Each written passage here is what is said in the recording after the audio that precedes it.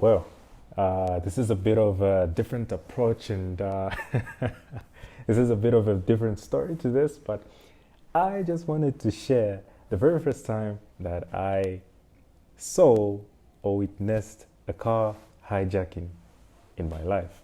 That's here in South Africa. Well, I was coming back from work, and usually on a Friday, that was a Friday anyway.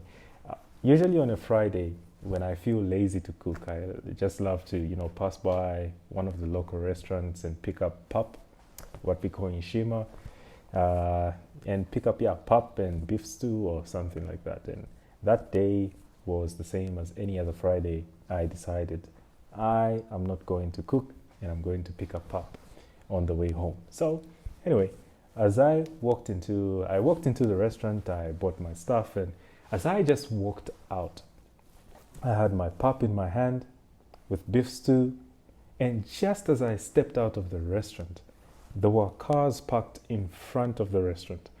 I saw a lady screaming and running after a vehicle. So, in the beginning, I didn't understand what was going on until I realized that that lady's vehicle was being hijacked. Right there in front of me holding pap, beef stew with vegetables inside and some chilies inside, salt and like tomato sauce. Right there in front of me, the lady just got hijacked. I looked at the vehicle and I saw there were four men inside dressed in black, wearing masks and all, driving away with this vehicle. And this vehicle, the funny thing about this, story, and when I got home, like I sort of started to lament on my own because the car had like a Lenin sign, a Lena's sign on it. So the lady had only started driving. Now, when I got back home, I started thinking about it. You can imagine you've just started driving. Maybe you've just gotten your very first vehicle. You wake up in the morning and it's a normal day.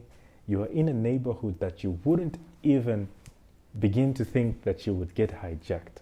It's a normal day, and all of a sudden, in broad daylight, in the afternoon, sun out, shining, all of a sudden you get hijacked.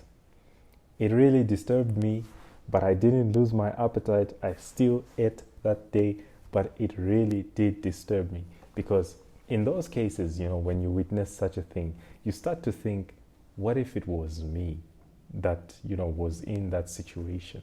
And it gets to you. It really got me thinking like, hey, what if it was me? What would I have done?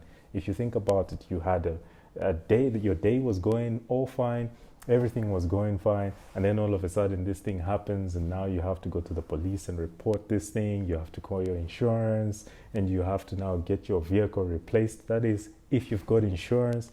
If you don't, you've basically have lost your car just right there.